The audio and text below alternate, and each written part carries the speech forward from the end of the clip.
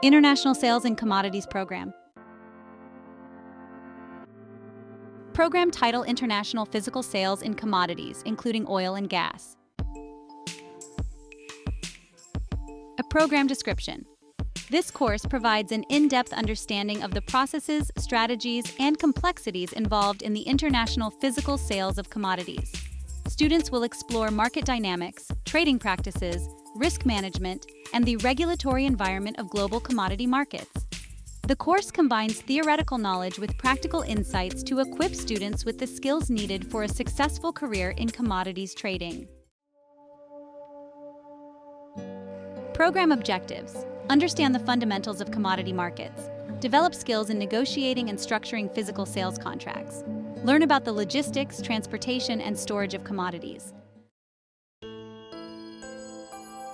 Program outline. First week, Chapter 1, Module 1. Module 1, Introduction to Commodities. Types of commodities. Energy commodities. Crude oil, one of the most widely traded commodities used for producing gasoline, diesel, and other petrochemicals. Natural gas, used for heating, electricity generation, and as an industrial feedstock. Coal, a major source of energy for electricity generation and industrial processes.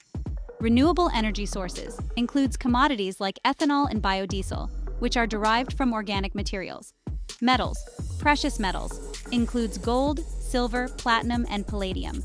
These metals are often used for investment, hedging against inflation, jewelry, and industrial applications. Base metals includes copper, aluminum, lead, nickel, and zinc. These metals are crucial for construction, manufacturing, and electronics. Ferrous metals, primarily iron ore and steel, used extensively in construction, infrastructure, and manufacturing. Agricultural commodities. Grains includes wheat, corn, rice, barley, and oats. These are staple foods for a large portion of the world's population and are also used in animal feed and industrial applications. Oilseeds include soybeans, sunflower seeds, and canola. These are processed to produce vegetable oils and protein meals for animal feed. Soft commodities includes coffee, cocoa, sugar, and cotton.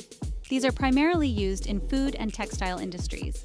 Livestock includes live cattle, feeder cattle, lean hogs, and pork bellies. These commodities represent meat products and are crucial for the food industry. Importance of commodities.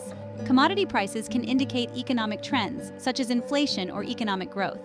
Investors use commodities to diversify portfolios and hedge against inflation or currency fluctuations. Commodities are traded globally, impacting economies and trade balances. Understanding the different types of commodities and their roles in the global economy is crucial for investors, policymakers, and businesses alike. Market structure: producers, consumers, traders, and brokers. The commodities market is a complex structure composed of various participants who play distinct roles in the trading and utilization of commodities. Here is an overview of the main participants: producers, consumers, traders, and brokers. Global supply chain: production, processing, transportation, and distribution. The global supply chain of commodities encompasses a series of interconnected stages, from production to distribution, ensuring that goods move efficiently from raw materials to end consumers. Here's an overview of each stage. 1. Production. Production is the initial stage where raw materials are extracted or harvested. This includes agriculture, growing crops and raising livestock, mining, extracting minerals, metals, and other natural resources, energy, producing oil, gas, and renewable energy resources, and manufacturing, creating raw materials like steel, cement, and chemicals. Key points. Production is location-specific, depending on natural resource availability. It involves significant labor, technology, and investment. It is also impacted by environmental and geopolitical factors. 2. Processing. Processing involves converting raw materials into usable forms. This stage includes refining, processing crude oil into gasoline, diesel, and other products, smelting and casting, transforming mined ores into metals, milling and crushing, converting grains into flour, cornmeal, and other products, and packaging, preparing commodities for easier handling and transportation. Key points. Processing adds value to raw materials. It often involves complex chemical and mechanical processes. It can be energy-intensive and generate waste. 3. Transportation. Transportation is the movement of goods from one location to another. This stage includes shipping, using cargo ships for international transport, rail, transporting goods over long distances on land, trucking, providing flexible and short-distance transport, and pipelines, moving liquids and gases like oil and natural gas. Key points. Transportation is critical for connecting production and consumption areas. It depends on infrastructure like ports, railroads, and highways. It is subject to logistical challenges, costs, and regulatory issues. 4. Distribution. Distribution involves delivering processed goods to end consumers or businesses. This stage includes warehousing, storing goods until they are needed, retail, selling products directly to consumers, wholesale, distributing products in bulk to retailers or other businesses, and e-commerce, delivering goods purchased online directly to consumers. Key points. Distribution requires efficient inventory management and forecasting. It involves various players like distributors, retailers, and logistics providers. It aims to ensure timely and reliable delivery to meet demand. Market participants in commodities play various crucial roles that facilitate the functioning, liquidity, and efficiency of the commodities markets. Here are the key players and their respective roles and responsibilities. 1. Producers. These are entities or individuals that extract, grow, or manufacture commodities. Their responsibilities include extracting or producing commodities such as oil, metals, and agricultural products. They supply the raw materials to the market, manage production levels based on market demand and prices, and engage in forward contracts or futures to hedge against price volatility. 2. Consumers. These are entities or individuals that purchase and use commodities as raw materials for their products or services. Their responsibilities include buying commodities to use in manufacturing or for consumption, managing inventory and supply chain logistics, and engaging in hedging activities to manage cost risks associated with price fluctuations. 3. Traders. These participants buy and sell commodities to make profits from price movements. Their responsibilities include conducting market analysis to identify trading opportunities, executing trades on behalf of themselves or clients, providing liquidity to the market, and engaging in speculative trading, arbitrage, and market making. 4. Brokers. These are intermediaries who facilitate transactions between buyers and sellers. Their responsibilities include executing buy and sell orders for clients, providing market information and analysis, offering advisory services regarding market trends and trading strategies, and charging commissions or fees for their services. 5. Hedgers. These participants use commodities markets to protect themselves against price risk. Their responsibilities include locking in prices for buying or selling commodities through futures contracts, options, or swaps, using hedging strategies to stabilize revenues and costs, and typically include producers and consumers looking to mitigate the risk of price volatility. 6. Speculators. These participants seek to profit from price movements without necessarily having a need for the physical commodity. Their responsibilities include taking positions in the market based on anticipated price movements, providing liquidity and depth to the market, and taking on risk that other participants, like hedgers, want to avoid. 7. Exchanges. These are platforms where commodities are traded. Their responsibilities include providing a regulated and transparent marketplace for trading, facilitating the listing and trading of futures, options, and other derivatives, ensuring fair and orderly markets through monitoring and enforcement of rules, and providing clearing and settlement services to ensure the financial integrity of trades. 8. Regulatory bodies. These organizations oversee and regulate the commodities markets. Their responsibilities include ensuring market integrity and protecting against fraud and manipulation, implementing and enforcing trading rules and regulations, monitoring trading activities and market conduct, and providing transparency and protecting the interests of market participants. 9. Clearing houses. These entities facilitate the clearing and settlement of trades.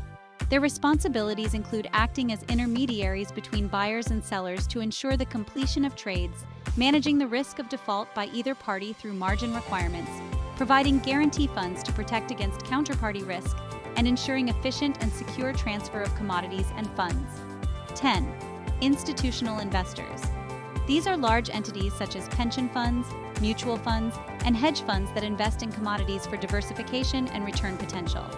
Their responsibilities include allocating assets to commodities as part of broader investment strategies, engaging in both direct commodity investment and commodity-linked securities, and providing significant liquidity and stability to the market through large-scale investments.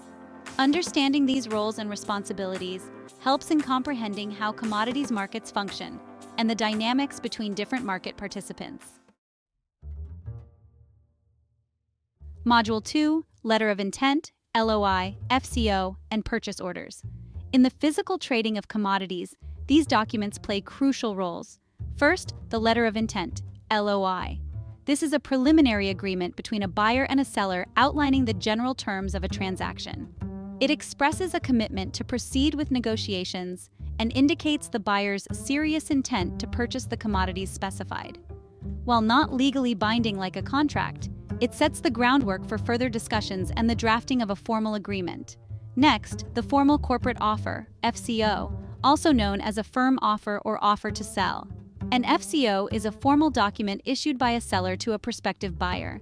It details specific terms and conditions of the sale, including the quantity, quality, price, delivery terms, payment terms, and validity period of the offer. Acceptance of the FCO by the buyer typically forms the basis for entering into a contractual agreement. Lastly, the purchase order, PO. A purchase order is a legally binding document issued by a buyer to a seller indicating the types, quantities, and agreed prices for products or services the buyer wishes to purchase. In commodity trading, a PO specifies the exact details of the transaction based on previously agreed terms from an FCO or similar offer. It serves as confirmation of the buyer's intent to purchase and outlines the obligations and responsibilities of both parties. These documents collectively help formalize agreements and ensure clarity in transactions within the complex world of commodity trading, where clear terms and commitments are essential to managing risk and ensuring smooth operations. The purpose of contracts in commodity trading can be categorized into three main types: spot contracts, long-term contracts, and framework agreements. Spot contracts serve the purpose of immediate transactions. They are used for the immediate purchase and delivery of commodities, typically executed quickly, often within a few days. These contracts reflect the current market price of the commodity, making them suitable for buyers and sellers who want to transact at prevailing market rates. Spot contracts provide liquidity in the market, enabling quick buying and selling without the need for long-term commitments. Long-term contracts provide stability and predictability. These contracts lock in prices and supply quantities over an extended period, which can range from months to years. They help mitigate risks associated with price volatility and supply disruptions. Buyers can secure a steady supply, while sellers can ensure a consistent demand and revenue stream. These contracts facilitate better long-term planning and investment decisions for both parties, as they can rely on a guaranteed flow of commodities. Framework agreements offer flexibility. These agreements establish the terms and conditions for future transactions without committing to specific quantities or delivery dates initially. They allow for flexibility in ordering and delivery schedules. Framework agreements streamline procurement processes by setting pre-agreed terms, reducing the need for negotiation and contract drafting for each individual transaction. They foster long-term business networking by providing a structure for ongoing cooperation and repeated transactions, often leading to better terms and mutual benefits. Each type of contract serves distinct purposes based on the needs of the buyers and sellers in the commodities market. Spot contracts are ideal for immediate needs. Long-term contracts provide stability and risk management, and framework agreements offer flexibility and efficiency in ongoing transactions.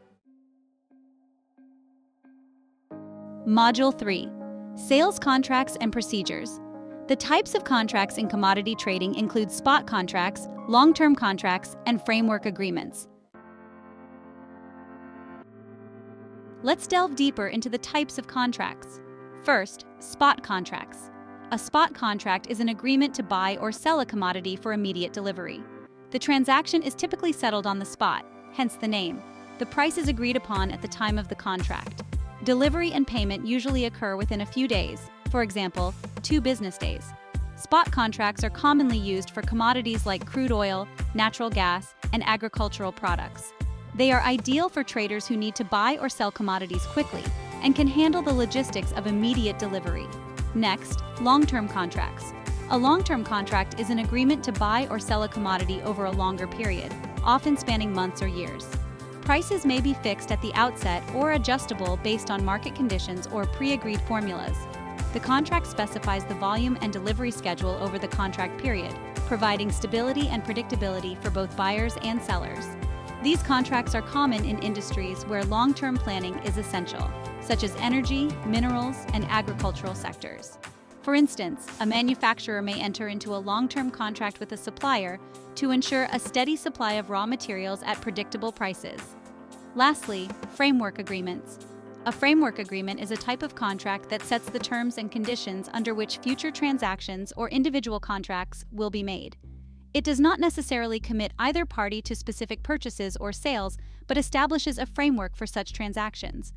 It outlines the general terms such as pricing mechanisms, delivery conditions, and quality standards. Future transactions under the framework agreement are typically confirmed based on these pre-agreed terms. Each type of contract has its unique characteristics and serves specific purposes, ensuring that the diverse needs of buyers and sellers in the commodity trading market are met efficiently and effectively.